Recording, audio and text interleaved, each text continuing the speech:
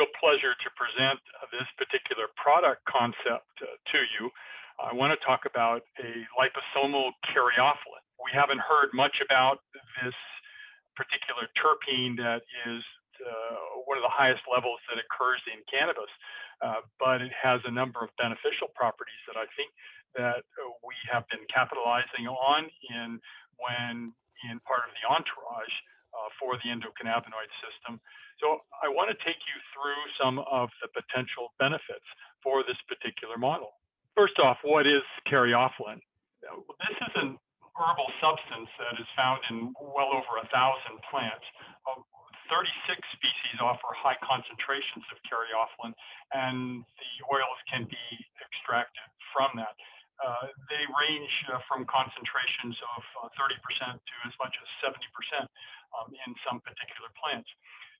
Humankind has been taking in this particular terpene for millennia and finding advantages for it. Typically, it's in our spices, the cinnamon, oregano, cloves.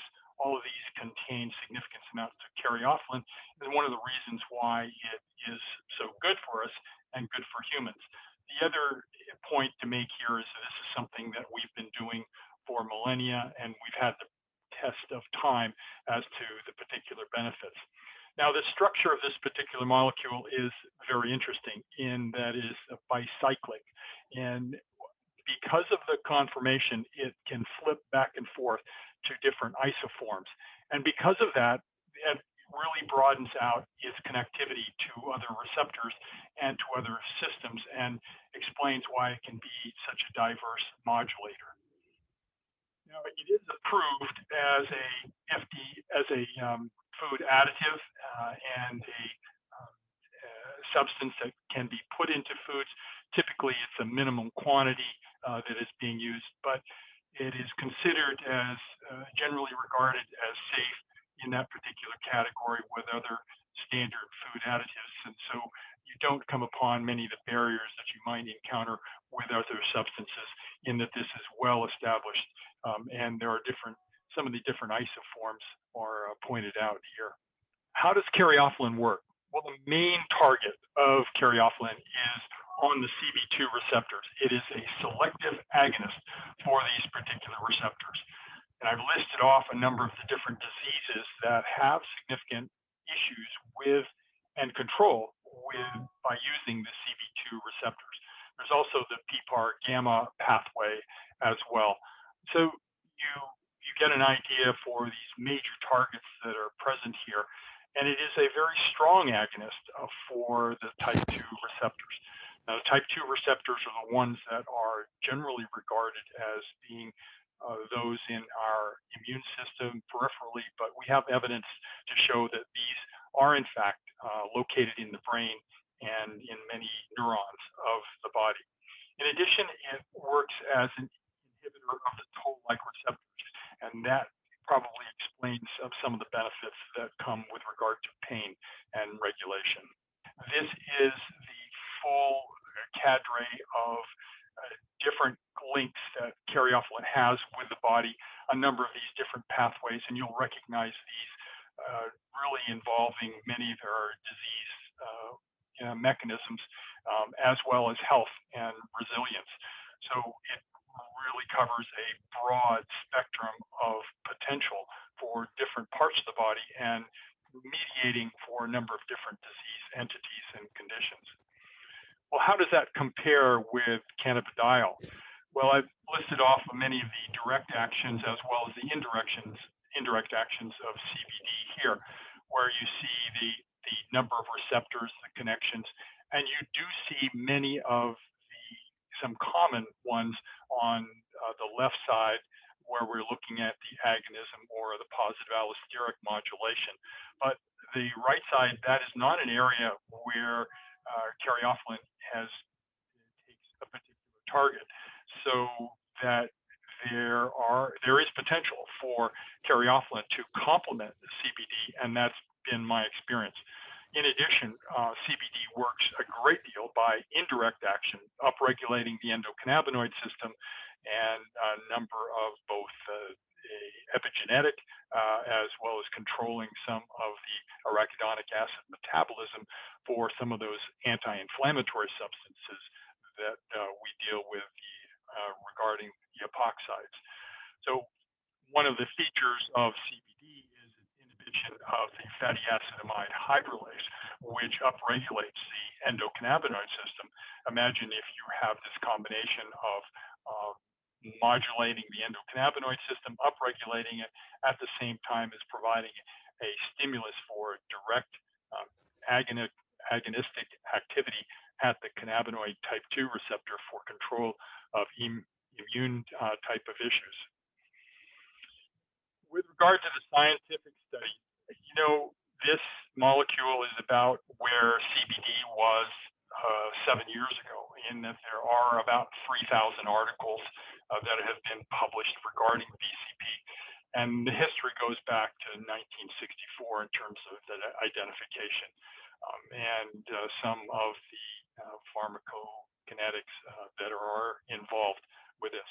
I've listed off several of these studies, and you see that it goes through the history of different applications.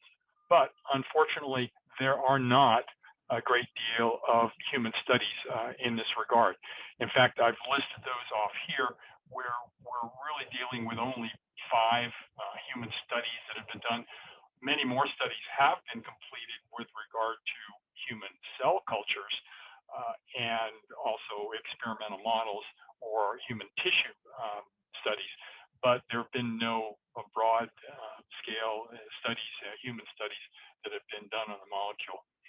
I note here the range of dosage that has been speculated based on one of the key researchers in this particular area, going from 10 to 200 milligrams of caryophyllene being potentially able to modulate the inflammatory system and the immune system of the body. Based on the evidence that we have in the studies that are available, caryophyllene offers a broad range of effects on all of these systems. These are potential applications that caryophyllene can be applied to. There's good evidence in animal studies for all of these particular actions. So we are really looking at something that is very similar to what happens with CBD. So how might we differentiate between these particular products, CBD versus caryophyllene? So I've tried to narrow it down as to what a product developer might be or a retailer might be interested in, and what we might use caryophyllene in your particular lineup of products. And I've tried to focus on these conditions that I think that could be quite powerful and distinct from cannabidiol. First off, hyperlipidemia, diabetes, pain, and neurodegenerative conditions, viral applications, including COVID, and addiction. All right, let's take a look at diabetes and caryophyllene. The studies have been done show that the mechanisms of caryophyllene on the liver, the pancreas, and the small intestines to maintain blood glucose levels. So it's dealing with the transporters, it's also dealing with the inflammatory signals, and it's dealing actually at the pancreatic level for controlling the release of insulin, as well as helping the beta cells and to stimulate more of the beta cells production and proliferation, increasing our insulin sensitivity so that we're responding better to the glucose that is circulating.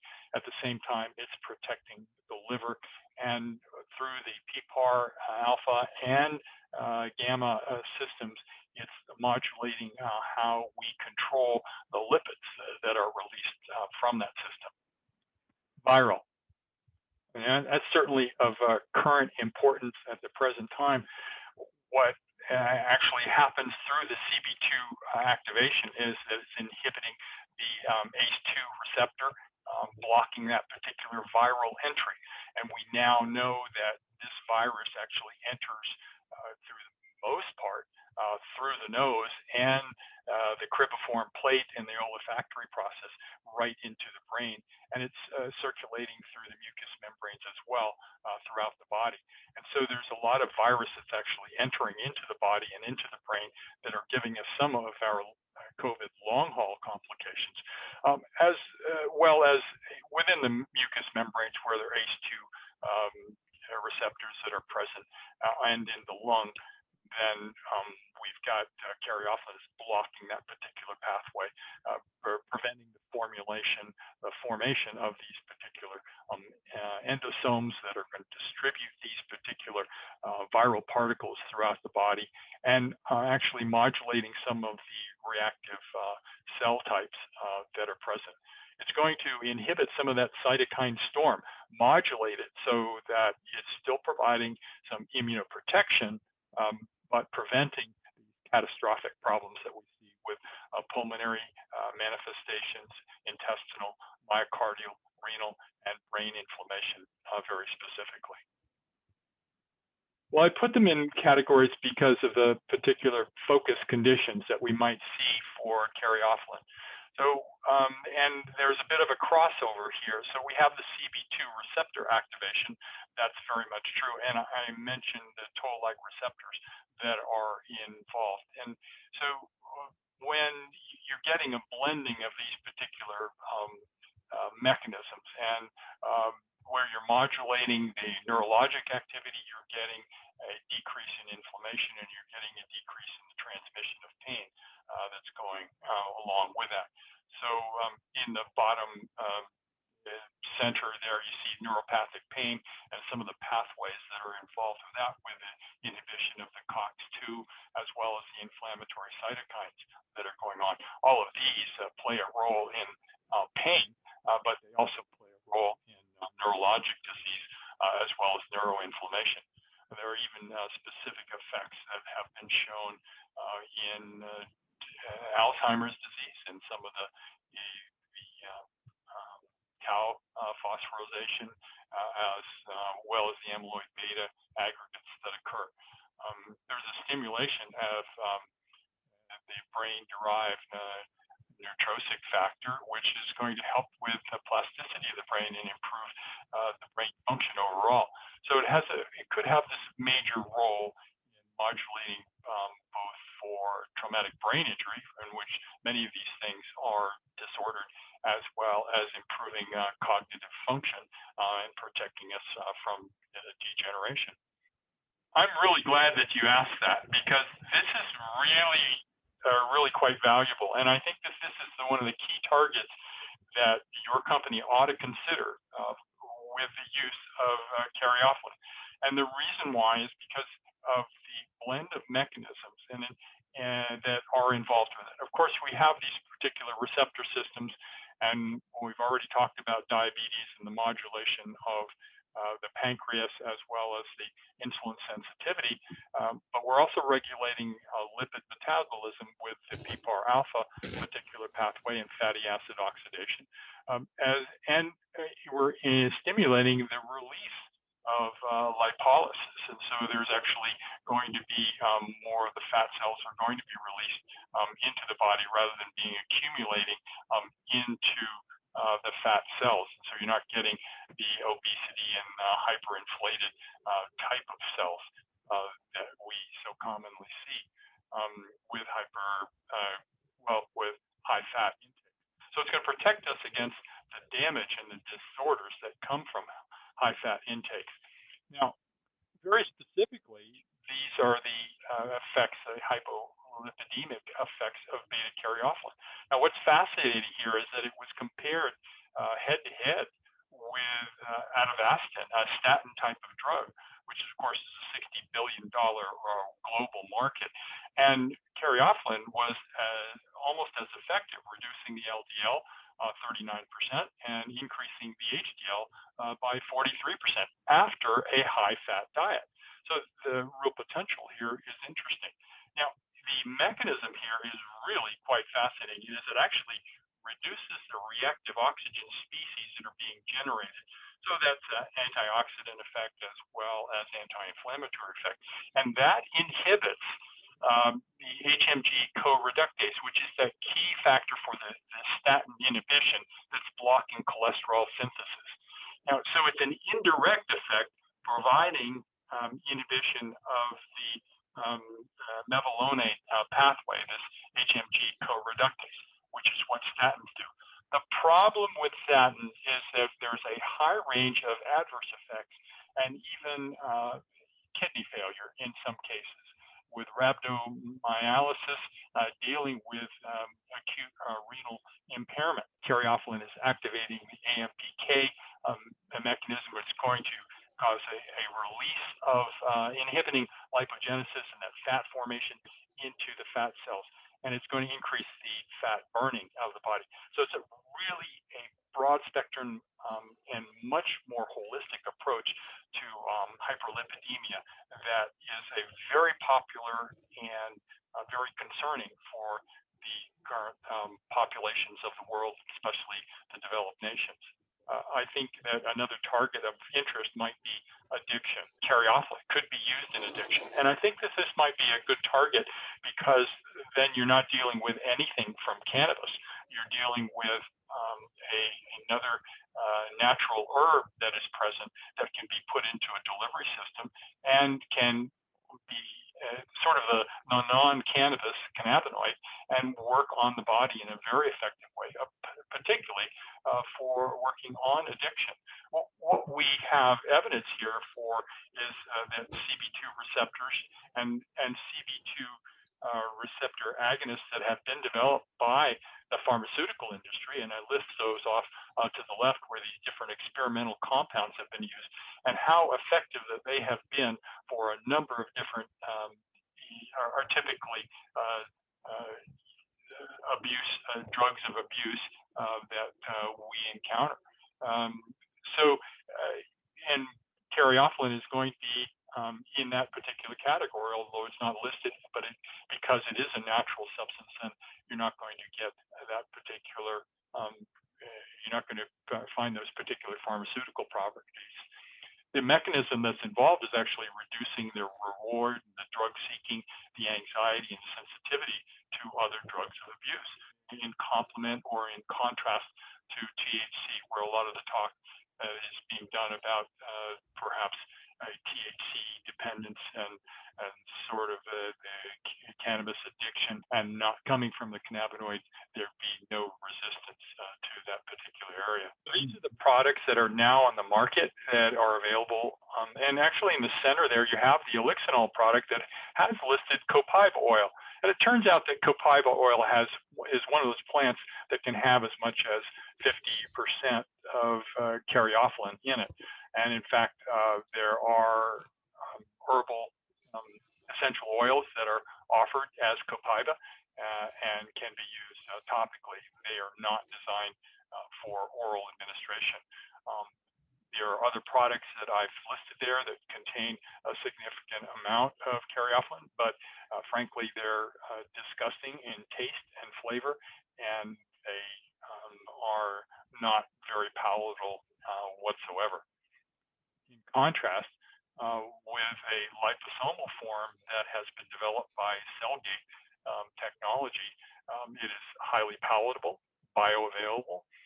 It has oral and topical applications. It delivers approximately 20 milligrams of beta-caryophyllene sublingual, and because of its liposomal form, that actually cascades into a number of immediate benefits from the use and the absorption of the caryophyllene, including passing through the blood-brain barrier. It's certainly synergistic with cannabidiol and complementing its effect, and there's no significant adverse effects that we've seen with using caryophyllene in this form or in any other form of so good potential. In this product trial that I've been doing over the last 3 months, 43 individuals have used the product, 30 have finished reporting, and I've got 13 pending. Now, 3 have identified a headache as a side effect, but only 1 stopped. One gentleman also had a gastrointestinal upset, but he found that if he took it with food, then that resolved that particular problem. There were 4 individuals who had no systemic effects that were noted, and but they did. Of these 4, actually 3 of them had topical effects for localized pain and symptoms that were going on. So the liposomal form is well absorbed into the skin. Some of the positives that were noted with this I've listed off there, and they've all been really quite exceptional and very, very enthusiastic in terms of the people who have been using this particular product in trial. So let me summarize here that caryophyllene is a natural herbal food substance. It's a broad spectrum cannabinoid. It's FDA accepted, low dosing, few adverse effects. It's synergistic with CBD. It's an alternative to cannabis products. There's no significant competitor that's really available on the market. Its established and effective liposomal format provides for an easy delivery and high client acceptance. It's inexpensive and high quality and infinite resources from the sources for the plants that are available. And it offers a potential advantage to an international market. An international market being those that, so let's say Japan or Australia, that have limitations on cannabinoids. Normally from cannabis, this product being an herbal blend has real potential. So this is a presentation that I have on, and I wanted to open it up for questions at this time.